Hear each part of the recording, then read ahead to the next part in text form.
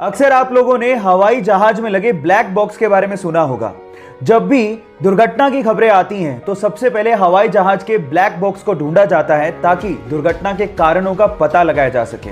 लेकिन मजेदार फैक्ट यह है कि ब्लैक बॉक्स ब्लैक होता ही नहीं है, एक्चुअली वो ब्राइट ऑरेंज कलर का होता है। ये बॉक्स हीट रेजिस्टेंट होता है जिसकी वजह से इसमें आग नहीं लगती। ये डेटा स्टोर करने के काम आता है और ब्राइट ऑरेंज होने की वजह से इसे दुर्घटना के बाद ढूंढने में आसानी होती है।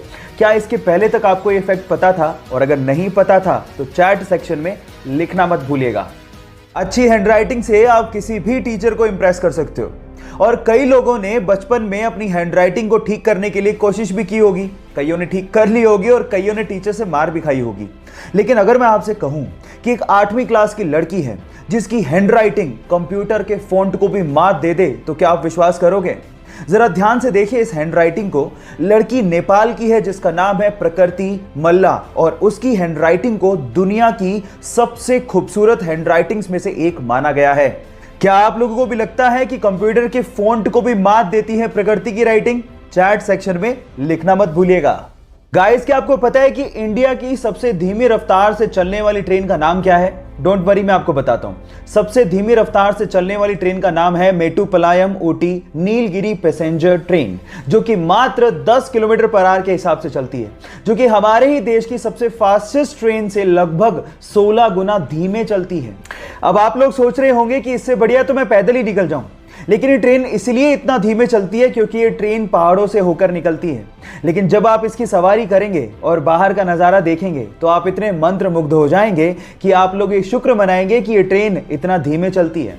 क्या आपको इसके पहले तक इफेक्ट पता था? और अगर नहीं पता था तो चैट सेक्शन में लिखना मत भूलिएगा। क्या आप लोग एडवोकेट और लॉयर में फर्क जानते हैं? क्या मेरे जैसे आप भी यही समझते थे कि एडवोकेट और लॉयर में कोई फर्क नहीं होता? ऐसा नहीं है, एडवोकेट और लॉयर में फर्क होता है। लॉयर वो होता है जिसके पास लॉ की डिग्री हो या फिर वो लॉ की पढ़ाई कर रहा हो। वो आपको कानूनी सलाह तो दे सकता है लेकिन आपके लिए केस नहीं लड़ सकता। लेकिन अगर कोई lawyer bar council of India की एग्जाम पास करके वहां पे रजिस्टर हो जाता है तो उसके बाद वो आपका केस लड़ सकता है, क्योंकि उसके बाद वो एडवोकेट बन जाता है। सो ये डिफरेंस होता है एडवोकेट और लॉयर के बीच में। क्या आपको इसके पहले तक इफेक्ट पता था? और अगर नहीं पता था तो चैट सेक्शन में लिखा। गाइस, आप लोगों ने अपनी जिंदगी में 3 स्टार या फिर 5 स्टार होटल्स के बारे में सुना होगा, मैं भी देखा भी हूं।